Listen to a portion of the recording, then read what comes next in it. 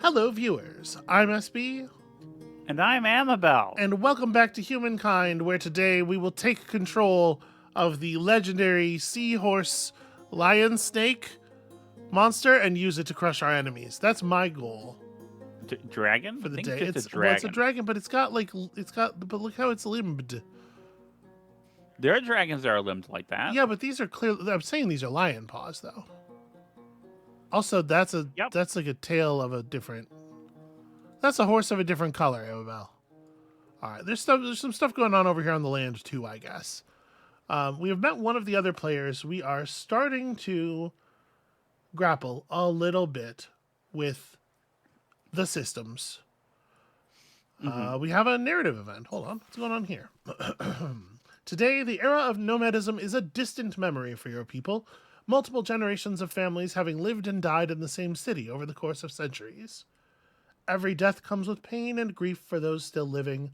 But as time has passed, family quarrels have also become commonplace as arguments over material possessions flare up. It's true, there's no fighting at all in families before the concept of personal ownership. There's just, how could you possibly imagine such a thing? One distinguished family, riven by disputes over a herd of prize cattle, has asked you to establish a clear system of inheritance to help avoid future arguments. What is your decree? Also, I'm ribbing the right. I don't mean to I'm not trying to actually Yeah. be shitty about the writing.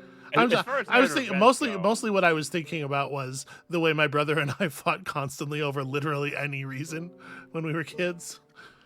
yeah. We would find a way. This is important though. We're being asked to establish a clear system of inheritance to help avoid future arguments. So, these affairs are private matters for family alone. We, as the sort of like the ruling entity, don't want to step into it. Or every child should receive an equal share of the possessions, living or otherwise. Or we will not dilute any family's bloodline. The firstborn will obtain all the material assets. So obviously the wording on that third one makes me want to not do it. Yeah. But before we make any choices here, I want to point out these little symbols. Okay. So there are 4 ideological axes that we are managing within our empire that are going to have some effects.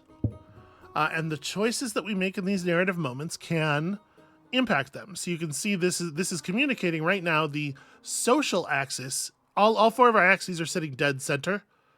This will move the social axis 1 block leftward. You see that? Yeah. And the bars are divided into 5 chunks, and each chunk has different effects. So if we were to move our social axis 2 more points leftward after this, it would enter a new area, and it would the effect that it's giving us would change. So that one moves us toward tradition. This one moves our economic axis toward collectivism. This one would move our economic axis toward individualism. Let me find this screen. Yeah. I want to see what the different chunks are. Because it is around here somewhere, and apologies for not being the most familiar with Been a the while. UI It's here. been a while and they changed some stuff, right? So Yeah, it's but gonna... also but also I'm inexpert, and it's clumsy. This is our intelligence window. How do you access the social window? I'm sure it's around here somewhere. Maybe I'll figure it out. Cities and outposts. Yeah, I mean it's something we can just figure out later. It's not critical that we do it now, but It's critical that we do it oh now. shit. It will inform our decision. Well, that's troublesome because I don't know where it is. Okay. Don't worry about it, baby. All right, we'll Um, deal with it later. So, the primary, this is really the only effect that this has immediately. Although, it may well be the case that future narrative events are based on this choice. My inclination, just in terms of my own, sort of imbuing this with my own politics, is that I want to push the economic axis toward collectivism, but I don't actually know what the mechanical effects of that are off the top of my head. yeah.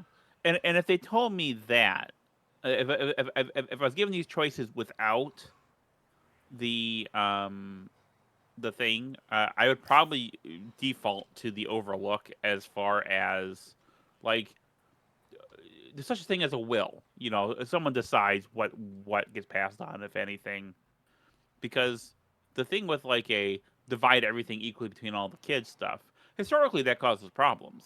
Yes, Like it certainly has. Yeah. like Charlemagne, he that was the custom of the time when he kicked the bucket Hmm. from eating too much meat, and like it was his vast kingdom was divided among his three kids, and there were a lot of squabbles and whatnot because of that.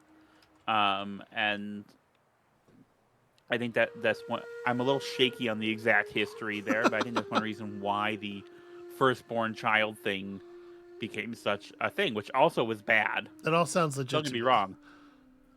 So I 'Cause- think it's not enabled yet. I think we're not actually able to see that screen yet because I'm pretty sure that once the screen exists, there's just a button for it down here. And I was thinking, well, I must be wrong, but I just looked up what the keyboard command for that screen is and pressed it, and it didn't Okay. happen. So I think it's not Yeah. enabled yet. So for me, like if I was just looking at it like as a narrative choice, Hmm. I would pick the one on the left. But I knowing that mechanically, like I don't want tradition. Tradition sucks. I hate tradition. So let's go with the middle one. So, I okay, we're think. I gonna go think you're right with there. distribute for now. We're gonna overconsider this. Aha. Okay, so making that first choice is what creates the society screen. All right. Okay, so let's talk about stuff that's going on. First of all, when you are in the middly part of this, it just gives plus 10 stability to all your cities. That's true of all of the bars.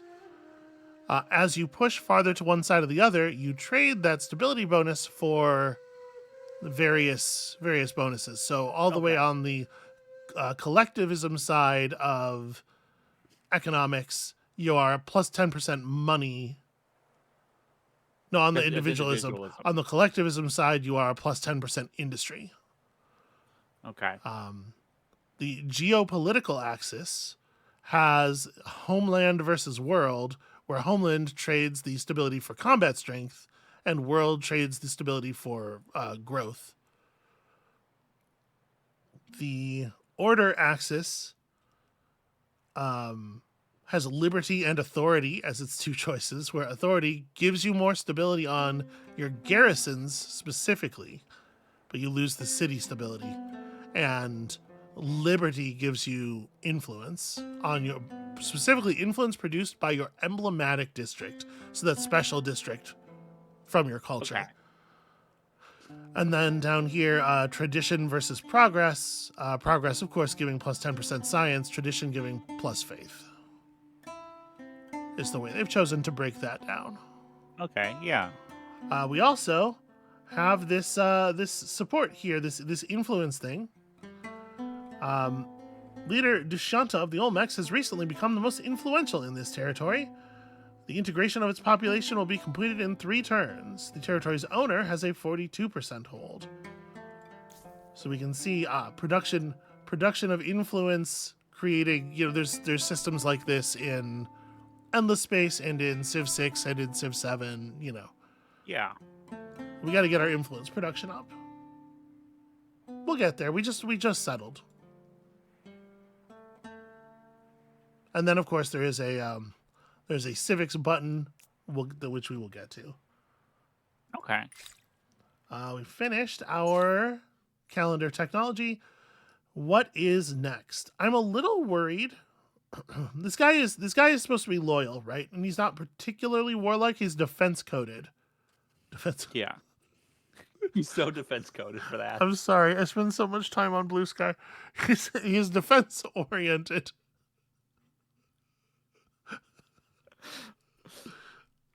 I'm really embarrassed. So I do feel like we should lean toward economic stuff more than I'm not so worried that he's going to jump down our throat, but it is on the highest difficulty. So maybe if we look weak, he takes advantage. I don't know. What do you think? City defense versus focusing on learning to build shit. Do we have a lot of forest available? We have some forest. You can see it in We'll the build some shit. Yeah. yeah. We have foresty areas. Okay, I think it'll be good for us in the long term to figure out carpentry early on. The game, the UI stuff and everything continues to be like very beautiful. In my opinion, Amplitude is just the best at this thing. Mm-hmm. This is just what they do. So my feeling is that we should outpost this region as quickly as possible. Okay. To avoid getting shut out of the majority of land. And if we're going to outpost this region, I feel like I was going to say it's got to be down by the river, right? There are some tiles around here that have more food than that, but I do like the very large amount of starting industry of that tile. And the other thing I like about it is that it puts us quite close to... Oh. Also, incidentally, it walks us through a curiosity we didn't know about. The other thing I like about that is that it puts the two cities quite close together, so it's easy to push defenders. Like, okay, yeah, you don't need two defensive armies to hold. And in fact, I also, another thing I like about it, I wasn't really thinking about, like the presence of these mountains makes it very awkward to attack. There's basically only like two ways in to Unug, and one of them will be watched over by the new city. So that's cool, I think. We'll get that set up. Yeah. Can I just say again how much I really appreciate the endless / this game structure of... It's a hex map, but the hexes are divided into regions, and your regions just, are kind of generating stuff rather than the way Civ does it is dumb. I don't like it. You don't like it? You don't like everything being broken all the way down to the hex level, the individual hex level? Yeah, it's too fiddly. Okay, I can see that. Let's grab this. We found a ruined shrine, providing some science and... Geez, that was a lot of science. That was that was over 3 turns of our Empire's production of science at the moment. We're going to get some military units gathered together over here. I'm not expecting conflict. Yeah. But I do want to be ready for it. Which is to say, let's group up some units. Now, one thing we can do is we can use our demilitarization. Informing the international community that all unauthorized military units' presence will be considered in breach. Any such army generates a grievance and thus leverage intel on the demilitarized territory. For each successive turn there, every unit will produce +1 leverage for your empire. But these are military units, right? These initial scouting guys, I think, are military units. Yeah. If the target territory was unclaimed, the empire establishing the demilitarization will be treated as its temporary owner. So what I'm thinking is, like, we can put down our outpost here and just defend it the old-fashioned way, and then we can play demilitarization on this one and sort of like bottleneck him back. Okay. And if he doesn't want to do that, then we'll get leverage, which we don't know what it is yet, but we know that we like it. We know that it's a source of stars for us. We're gonna learn these systems. We're gonna figure it out. There are so many stars in leverage. Like the one guy and the other one. Timothy Hutton is a legitimate star. Aldous Hodge is great. I've never actually seen leverage. No, I know. Sorry. I'm gonna press his button. Establishing a demilitarized zone? Outside armies won't set foot in here. At least for now. This motherfucker's trespassing. Allowing the initiator to earn 1 leverage per turn against the empire that owns the... You better back the fuck up. Oh, he's got feelings about that, I think. So we created a grievance. Yeah. Grievances are the aspects an empire dislikes about another empire's actions or beliefs. They can be turned into official demands. So he is trespassing in our territory. We have 10 turns to do something about that, to like make a formal demand out of it. Otherwise, basically, like, we are considered to have let it go. It's history in 10 turns. So we can This outrage will not go unpunished. We turn this into a formal demand, and it will create it will turn into let's see here. Ignoring demands increases the stubbed empire's war support, while outright rejecting them may lead to a formal declaration of war. So while we have a live demand, our people are getting more behind the idea of attacking the Olmecs, and even just having the grievance up is creating some war support. But we can renounce our grievance to gain diplomatic leverage. It's like, hey, you remember how we were cool about that other thing. I'd say you owe us 1 or 5, whatever the case may be. I'm gonna not do this right now. I'm gonna let him generate grievances as long as he wants to keep his unit in here. And once he moves out, we'll talk about being magnanimous. Okay. So I don't actually want to move my unit. I think I want to go west. He's in my way, so I'm just gonna let him get out of the way. Which is to say, let me press the skip button on you, and I think that's it. Our town is building a science district. Yeah. We have 142 gold, which is enough to buy off like half of this. We just learned how to make artisans' quarters, which are going to allow us to, we can plop down an artisans' quarter like on top of a resource here, to get the diversification effect and the cumulative effect. And then you have to have a luxury manufactory in order to get like the fancy incense that also gives plus 2% money. This is all going to make sense. We're going to integrate it over time. I'm assuming he's just going to back out, right? Like, yeah, it looked like that's what he did. Oh, maybe not. Maybe something's happening over here. Embassy available for construction. We can now create our embassy, which will give us access to new diplomatic actions, which sounds like the kind of thing we're into. So, tell me, shall we become closer? So we can demand they pay us for the trespass. Pleasing to have. We're going to continue to think about this. Hold on a second. I'm not sure why the camera zoomed us to here when that happened. That's weird. Where am I relative to the action? Okay. Because something's going on down here. Leverage against this leader can be earned by the first empire to bring an envoy, spy, or units from a diplomat affinity here. An outstanding grievance against this leader has caused this leverage intel to appear. Collecting it to will provide fuel for your embassy's actions against them. Alternatively, the original grievance can be renounced by its owner to provide that empire a smaller amount of leverage, and the leverage intel will disappear. So there's something... We are to take this as something related to their continued disobeyment? Their continued disobeying of... Okay, listen. We woke up and it's early for me. So I guess I'm just gonna... I'm not gonna do anything just yet. I'm gonna let this shit accrue. So I am trying to pull my units back together to form something a little bit more cohesive now that we know the shape of the land. But curiosities are continuing to appear, so we do want to, like, stay lively. Yeah. All right, this is going to cost us 61 influence to put down. Cultural conversion started, right, because he's producing culture. He would like a non-aggression pact. I'm into that, right? We're into that. Yeah. Most glorious. Yes. Why, yes, since it's you who asks. Days like this, I'm glad to be alive. Okay, great. We're all kind of gaining war support. There's a lot of noise going on in our relations, but so he's now mad that we claimed a territory on his border. That does create agreements.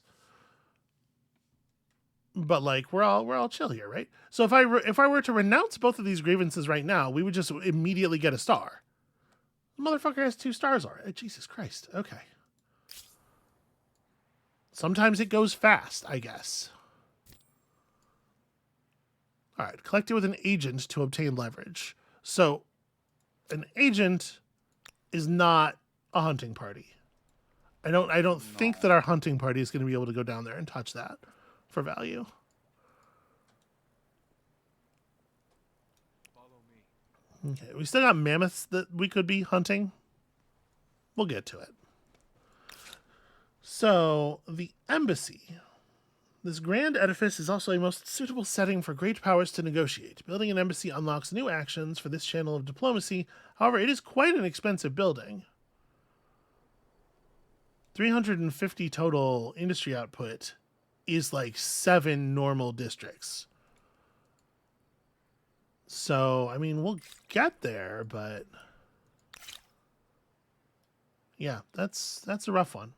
Oh, also, our stability has grown over the 90-point threshold. So we're now settled. Positive events are more likely to occur in this city. The state will remain as long as your city stability stays high.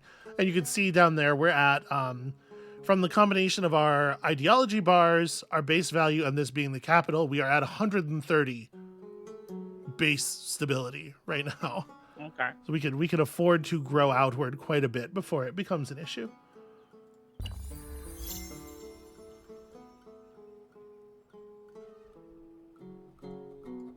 He's not leaving. In fact, I think he brought another army in. That's rude. My man, I demilitarized this. That's how that works, right? I declare it. Yeah. Also, speaking of troublesome fuckers, look at these mammalians over here, directly in my. I can't go to the thing if they're here. Just try nurturing them. Is a mammoth nurturable, or is it truly just a huge asshole? I'm gonna move this army back here. I mean, a huge asshole can also be nurturable. You gotta be gentle with it. That's true. We're gonna merge up, and I'm gonna fight some mammals or some other guys or something. So we're generating noise at the moment. We're generating social noise. We are 1 turn away from this forming into a proper outpost. And I think I want these two to merge together as well. I just want to have a little bit more control over the front line here.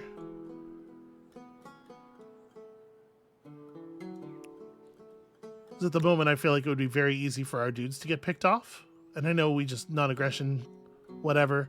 I don't trust. Yeah. I don't trust like that. I don't believe in this dude and his ways.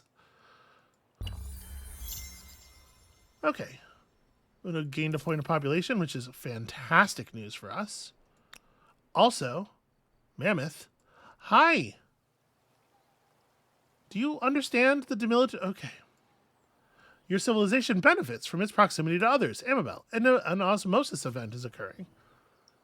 Okay. Exchanges between the people of this city and its neighbor could lead to a major technological breakthrough. Which is to say, we may pay. Okay, so we can unlock this technology that they know immediately by paying 52 gold, or we can dismiss that offer to take on an immediate 24-point research boost. Now, that is a technology that would be of some use to us, right? Because we have horses. The horses are all the way down here. I mean, we intend to grab the horses. We're not making a ton of money per turn, but I think we should accept the bleed of their science into our empire. Yeah. It's good to be next to the scientific powerhouse. All right, I'm gonna clear out this mammoth, I think. Well, hold on. Let me move to the sanctuary space. Then do mammoth combat. And then after combat, we'll go into ransack mode, and we will stop the mammoth spawns. We can just take the instant resolution on this, right? We don't actually need to fight this. All right. I wanted to make sure because I know how you love to watch the battles happen. I like watching the space battles. So we do get some spoils from that, and then we are going to ransack. All right. So deal with that. You guys, we saw a curiosity over here, if I'm not mistaken. Off we go. Yeah. Okay, a little bit more money. And now Ashlesha is a proper territory. We now have an outpost here. So let's talk about what we do with this. We can evolve an outpost into a city. We've seen that already, right? Mm-hmm. We also are allowed to, if I click this button, we are allowed to simply attach it to an existing adjacent city and have that city own both of these regions. Okay. Doing so is considerably cheaper. The city will receive a stability penalty. You know, it's harder to maintain control over the large area. But it does only cost us 27 influence to do this, as opposed to the 160 it will be to form a new city.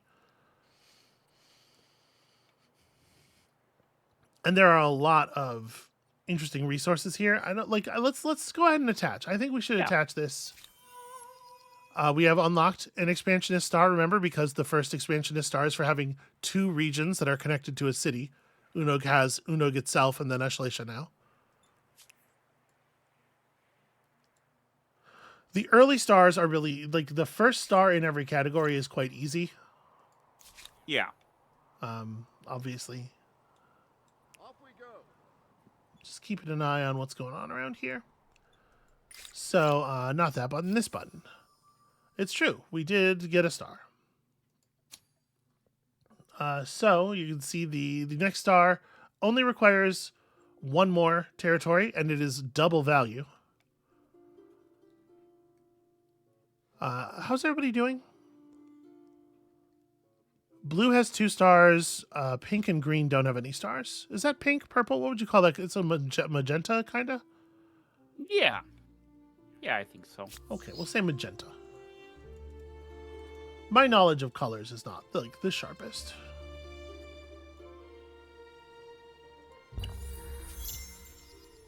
Okay, we have successfully ransacked the lair of the mammoths. So let's head down here. See, I was thinking they were going after the curiosity, but now I don't think so. I'm not sure what they're doing. Except for continuing to trespass in a way that's generating value for us. Another osmosis event. City defense. I mean, Okay. I'll take that. Yeah. Love to osmos. Look, if there's one thing I know about osmosis. Every body needs a hero. Okay, there it is. I was like, the odds, I can't say why I know this, but the odds that she's about to make a reference to Osmosis Jones, they just feel very, very high to me. And indeed, that's where we are. If I cannot teach you wisdom, I will teach you regret. Excuse me? Ooh. Excuse me? Motherfucker? All right. So, while we're talking here, remember last time we had examined our relationship and saw that one of the things leading to our trust is that our ideological proximity is high. Yeah. It compares our, sort of overall position on those 4 bars to his overall position on those 4 bars, and players that you have more similar positions to, you get a little bit of free sort of relationship with. Okay. So we're generating leverage every turn that he's not leaving the area. We will want to cash in on these grievances at some point. Oppressing my people. Okay. So as his culture is becoming more popular in our city due to his greater influence, he gains this grievance for, well, if you think about it, those are Olmecs over there that you're suppressing. And what if we were to liberate them? Okay.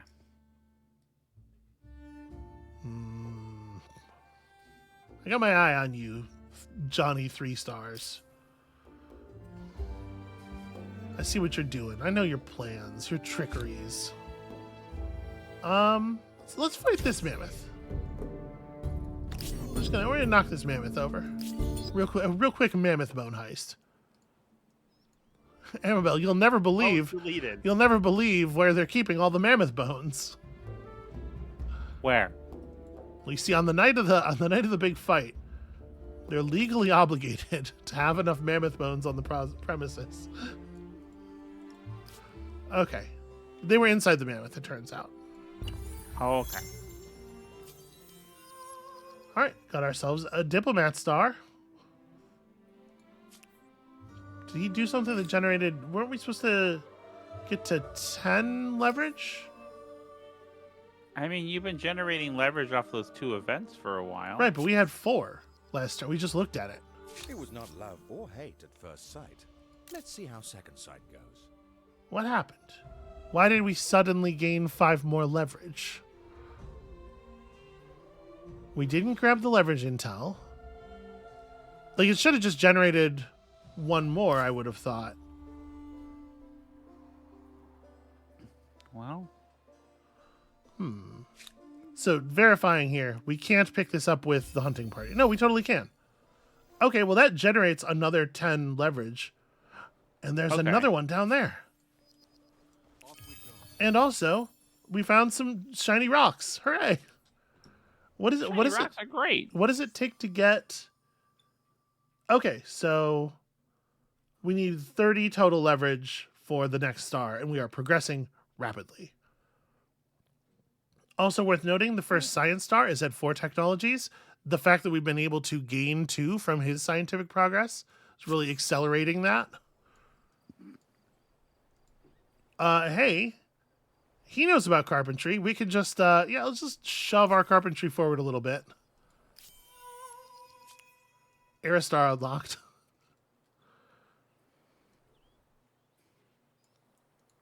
It's good to be friends with the guy. So at this point, we now have a proper point of population, earning us resources. I mean, sitting on food and accelerating the growth of the next point of population feels like the wise thing to me. Like, it's definitely the best long-term move. We could move him over to industry if we were to try to, like, rush our embassy out. We can only create 1 Eduba per region, but we now have a second region attached to this city, so we could go and put up another Eduba. And I do think that's probably a good idea. Once again, we're going to want it to be adjacent to farmers' quarters. So I think right here makes some pretty decent sense, because there's like lots of good river farming space around it. And then, like, the embassy seems important, but also I want to make sure we're getting our iconic science district up as quickly as possible. Because that is, like, it is a lot of extra science. Okay, just keeping an eye on San Lorenzo. So, we have now all of the, like, the base level technologies. Again, bronze working is probably the, continuing to push along the bottom of the tree is probably the thing to do if we're worried about him. I don't think I am. Irrigation could be strong. We have a lot of river territory right now. So just +2 food on every river tile is a very strong upgrade. We don't really have the coast necessary to make fishing interesting. If we unlock masonry, we'll gain access to the forced labor action, which allows population to be consumed in order to complete constructions. I don't think we're doing all that well on population right now. Yeah. And then, of course, we can push for writing, which has some major benefits like, science per researchers and more researcher slots and whatever. My inclination for right now is to lean into irrigation. We really do have a lot of river territory. And you can see we're already at +12 science. Building that Eduba quadrupled our science output. Turns out having no science buildings is bad. Who would have thought? A little bit.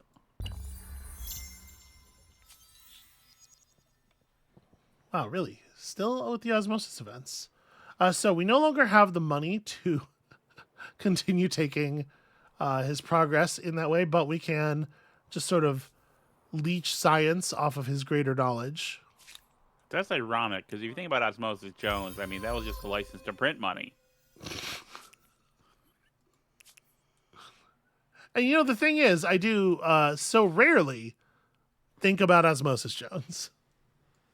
That is a thing that just does not really happen. Let us formalize our mutual appreciation. My man would like to share You have maps. my interest. So I do think this is probably to his benefit. I think we know more land than he does. Yeah. If we counter, we accept if he gives us 85 gold. Or we could just accept. And note, this is an improvement of relationship. Like every square we Yeah. crawl to the right, I think represents sort of like another little bit of closeness. So there is something to be said for just like, what if we were pals? Yeah. I think I'm going to counter, though. You have the money, I think. And I think you want our maps that But badly. not yet profitable. He didn't. I'm not sure what you're doing is such a good idea. Okay, I took a gamble there. It did not work. So, to keep refreshing our grievances, because they keep their armies in our territory, Mm-hmm. he's got a little bit more of this. Yeah, Ashlisha and Unog are both under his cultural influential sway. We're producing 9 per turn now. But it's still not enough.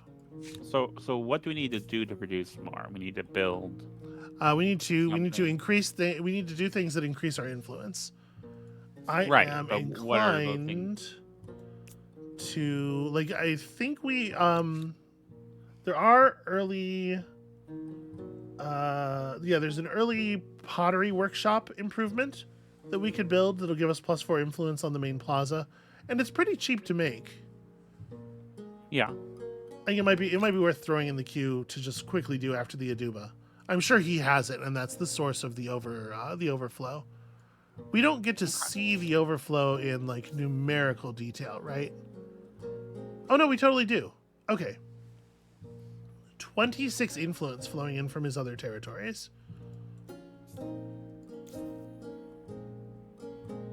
Jeez. 14 here. And we have 9, which is the 9, the 9 that we're producing in that region. This doesn't have as much adjacency to his stuff as Ashlisha does, so Ashlisha's getting more pressed. It's troublesome. Will he declare war over it? Let's hope not. Let's really, really hope not. We do at least have a fair number of bodies. So I definitely want to establish an outpost here as soon as we can afford to do so. 74. So it'll be like another turn or two.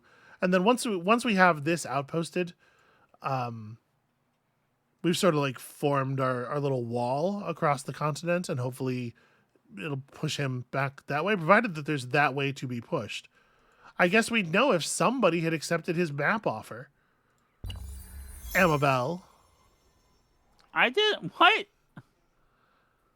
Oh, I have a new grievance. It was not love or hate at first sight.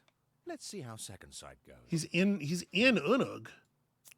My man, what are you doing? I mean, you're generating leverage for us, which I do appreciate.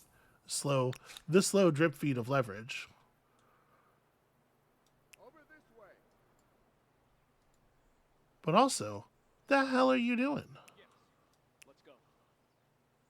Come over here. Follow me. I don't know exactly where we're being told they're trespassing in Unug. We don't have a specific vision of them.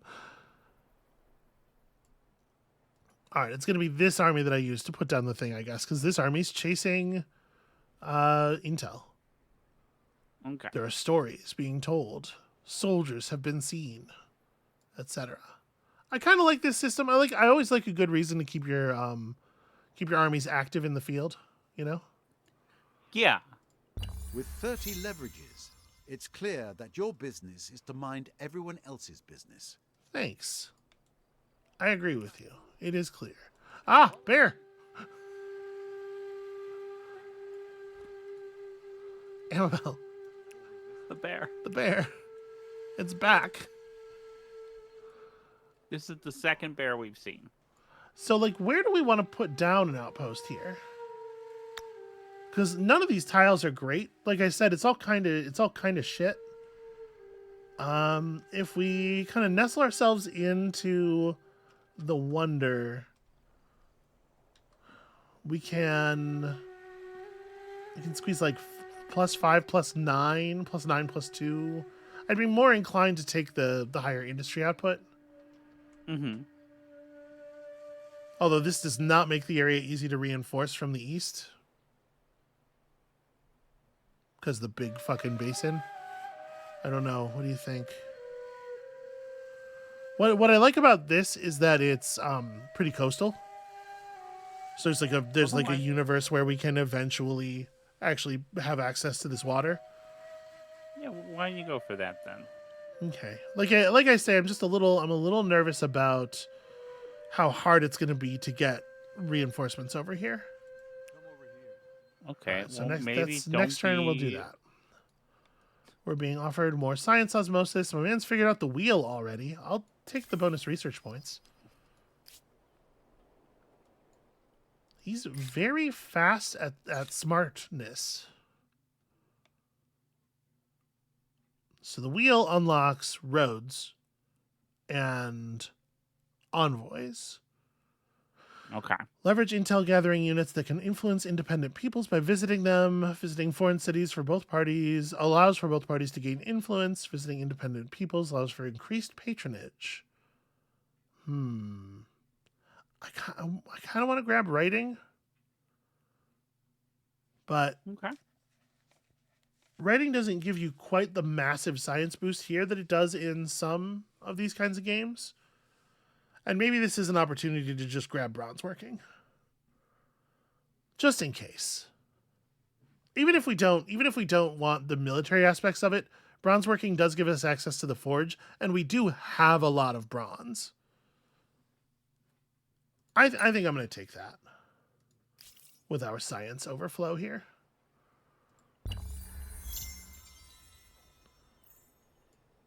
Like this region, Ashleisha has 4 copper, and this region over here that we're going to grab has another 6. The bear attacked us, as you might expect. So where are we at on leverages? We are 12 leverages away from capping out stars on that already. Presumably the leverages are also for other things, like you use them for stuff.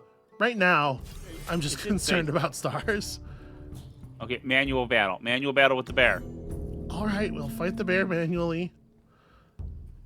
So what we want to try to do is get this bear to fight us from tiles where it has to be in the water, while we're not in the water, because that river crossing bonus is pretty harsh, or river crossing penalty is pretty harsh.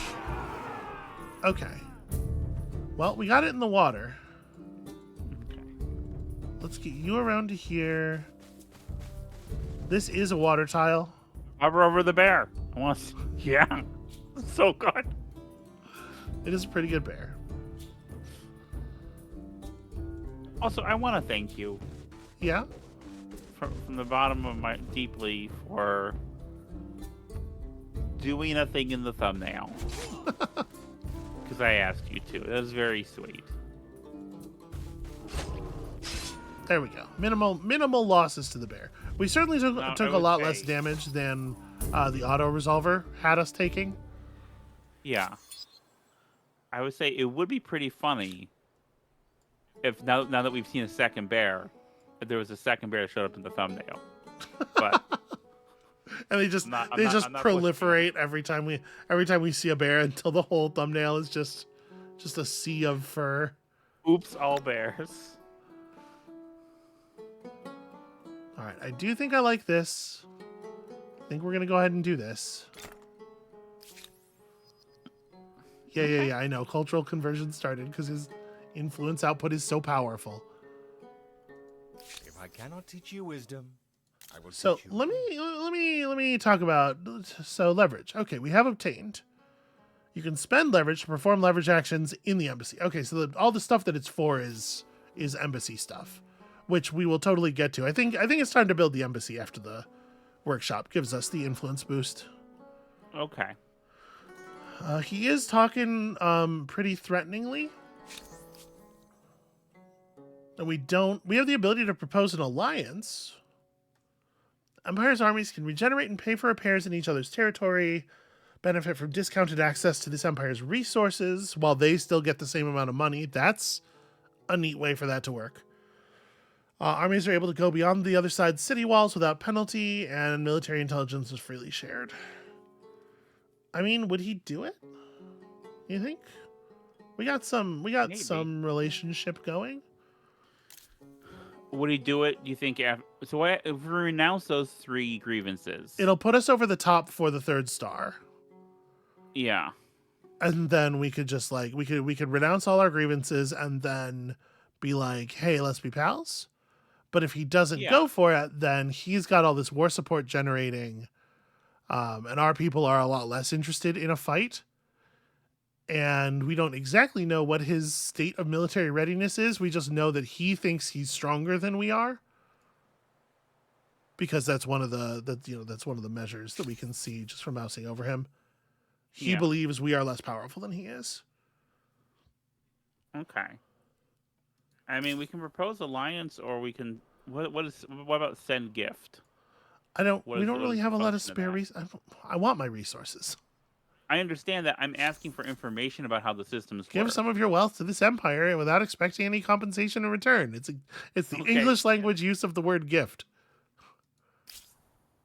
Okay, I was not sure if there was some kind of mechanical You're a mechanical infer. Got her, everybody. information. You did. Don't worry about it. We got her.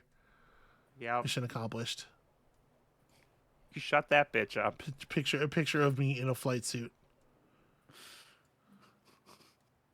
Do kids know the mission accomplished meme? Is that a thing we talk about today? No. I guess I'm not gonna make a move right now. I'm gonna let Kakab turn into a proper thing here. Oh right, the demilitarization came to an end because it is only 10 turns. So when that happened, did that? No, it did not immediately. The grievances don't just disappear. I mean, I would. Also, he's a priest king. Was that true before? I don't think so. Interesting. Minor technological breakthrough. Ideological proximity gave you 75 science. Sick. That's extremely dope and sick. So, we can set up a copper mine over here and gain access to our copper and a little bit of extra stat stuff. And that is only a single turn worth of output. That gets eaten up like that, but I really do want to finish our embassy. We got to do this. So, does not have to be connected to the main plaza or administrative center. Yeah, you can just kind of put it out in the boonies, but it's got to be in a region that you own. And it provides some bonus stability, and that's fine. I don't know. I'm going to just like slap it up on this hill, I guess. Okay. We're going to put some focus in here. 10 turns of work on the embassy. Hopefully not a thing that we're going to regret. It seems like we need an embassy. If I pull this person off of... Okay, it adds 3 turns to that. But, like, I really want to fill up our city first. I'm going to try to keep my people food focused. So, leverage. The question is, do we re-demilitarize? I think... Yeah, it seems like we get to just keep one of these up at all times. I'm gonna... hey, don't have people here. So he is just running around with scouts. We haven't seen any proper military units. It is entirely possible that his feeling that he is more powerful than we are is like based on the idea that he has a military unit somewhere and we're all scout. Also, he did steal my curiosity that I was going to grab, and I'm a little annoyed about that. I'm probably not go to war over it annoyed, but I'm a little annoyed.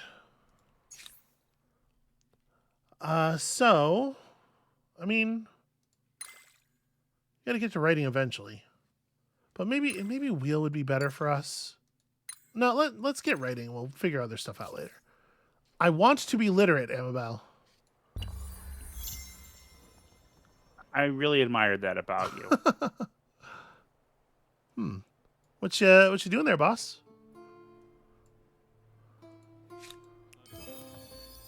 He is doing... I don't like the way he's behaving.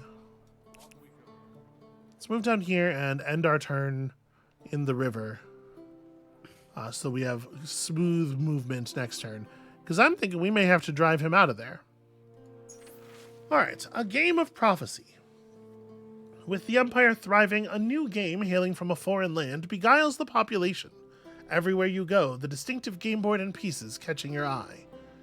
Insisting on a public demonstration, you play the game under instruction in your palace court, but the event has a sting in the tail. The game is reckoned to be a form of divination, as well as entertainment. Gasps could be heard as the game's prophecy became clear. You are fated to lose everything. What will you do? We can pay off every witness, everybody who saw the game happen, modify order toward authority, and pay 80 gold, which we do have. We can let the people gossip and just watch as the prophecy is proven false. So the town of Unog loses 5 stability for 10 turns. Oops. And we push the order axis toward liberty, because we choose not to clamp down on the information. Or we must listen to the divination and prepare for the worst. Unog becomes superstitious, so yeah, it damages our science output. I mean, I think the Overlook's probably the... Yeah, Overlook feels like the thing. If we do this and something bad happens, though, it does feel like that could be... Right, like, I don't know that this isn't a thing where, like, after you pick that, then they roll a die, and on a low enough value, a bad thing happens, and you get extra negative output because you were defiant. Yeah, but... Yeah. Okay, hi. Apparently they didn't move into this region down here. And I'm gonna just stand right here and kind of make it awkward for them to do so. I don't know what your deal is, but cut it out. So I'm gonna tell you, here's what I'm thinking about our territory. I'm thinking we have 5 easy regions here that I would like to divide into 2 cities. One city reaching that size I think is a little unstable. Mm-hmm. And if that's the case, and our capital is the dead center of the continent, then I think it only makes sense that these 2 regions pair up with the capital to create a 3-region city here, and Elgja and what's this region called? Well, whatever this region's called. These 2 become the other city, is what I'm thinking. Okay. So I'm disinclined to connect Kakab, but leaving it just as an outpost is it strikes me as a little dangerous. So I don't know. I don't know. I'm having some back and forth about that. It feels a little... I think you should plan on making it its own city. So how many turns are we away from that? So that'll be 160 influence. We're gaining 17 per turn, and we have 46 banked now. It's like 7. Okay, we can last 7 turns, I think. Yeah, hopefully. And if we can't, well, then we learned a lesson. Yeah, we are officially at peace with our only neighbor. Have a seat. Have a glass. Let's get to know each other. Yeah, we have a non-aggression pact. Is the words I mean. We have a non-aggression pact with our only neighbor. Hopefully, that will hold. So you guys are good. Let's end the turn. Okay, Unogu's gained population. What I'm really worried about is that he might outpost this region down here, which I don't want him to do. Amabel, we've unlocked our first civic. Empire Foundation. By what right do we rule? So, our founding myths. By what right do we rule? Natural right or divine mandate? If we pick natural right, we get a big jump toward progress and +2 influence on each of our emblematic districts. If we pick Divine Mandate, we get +5 influence on our main plaza and +3 faith on our emblematic districts, and a big jump toward a big jump toward tradition.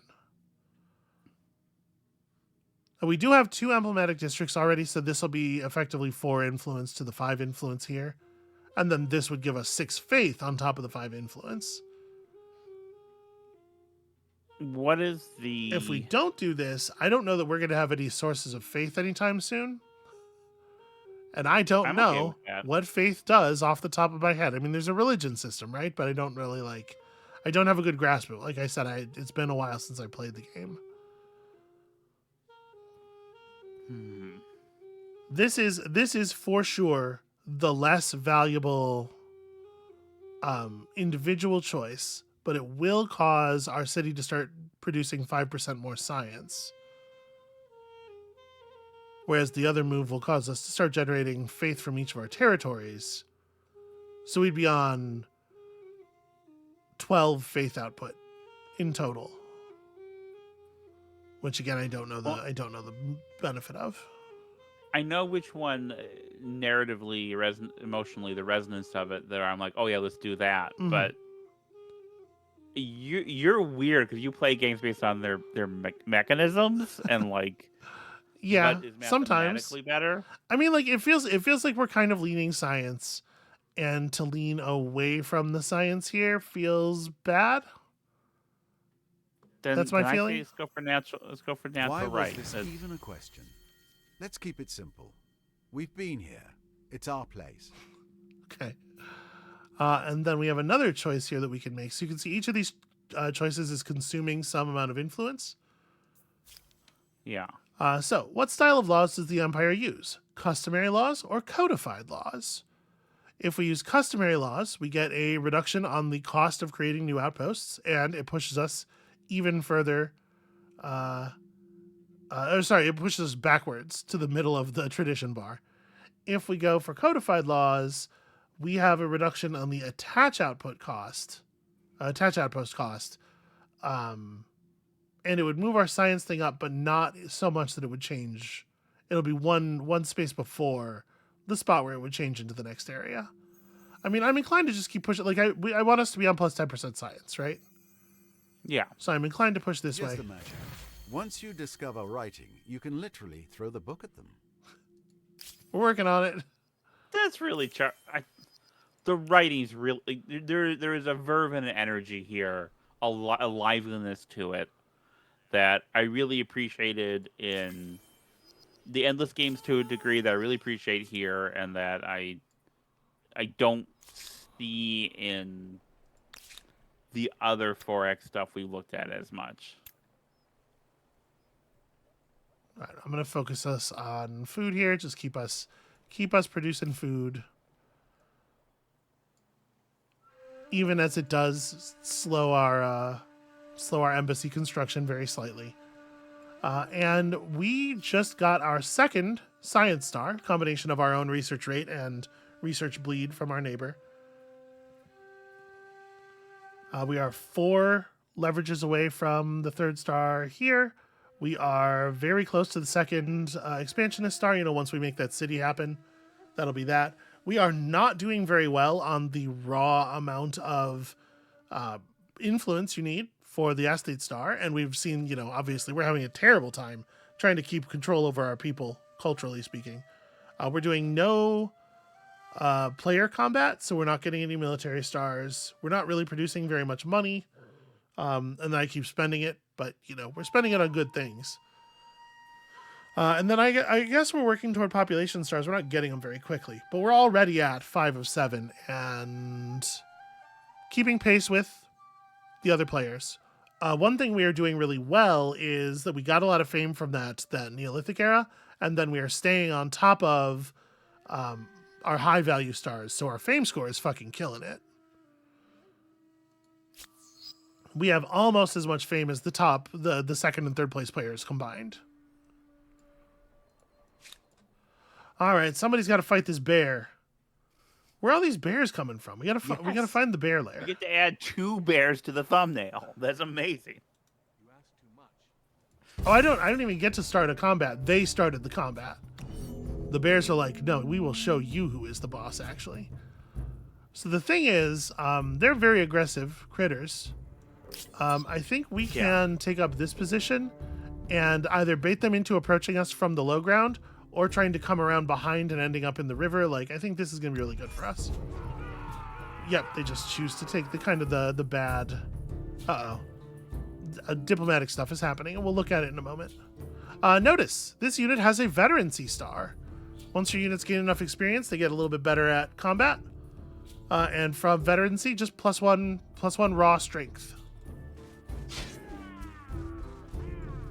So we have the high ground, we have allies nearby. We are in position to win the battles. That was an adorable death animation for that bear. Where it just flipped over. All right, so this was another 2 bears here.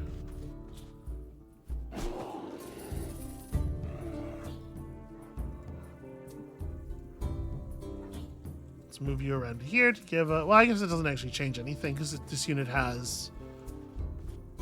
I guess I'll take the damage on you. I want to distribute the damage as evenly as possible because every unit within the army is healing, X per turn. I understand the way these wildlife animals have the same mechanical function as in some ways, as barbarian units like in Civ. Yeah. I like this a lot better. It's a lot less gross.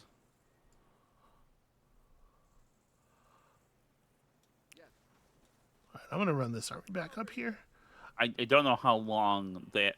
Like, are we still going to be fighting bears in the modern era?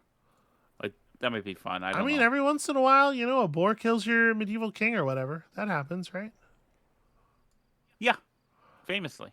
Okay, so a demand was received. They have demanded that we give them Unug. And he feels he's become condescending to me. Do you not understand the difference between request and demand? I will remember this. So if we refuse the demand, they will have to withdraw it or immediately declare war. And pressing the refuse button grants them 10 war support. Their people are ready to fight us. Their war support is higher than ours, and we are less powerful than them. They really feel like they got us on the military stuff, and they're probably right about that.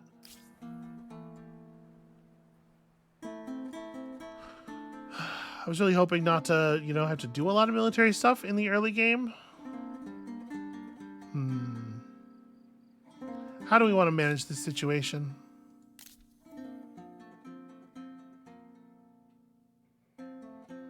We could create a bunch of demands ourselves, try to push our war support up, but I don't know that it's not my most critical concern.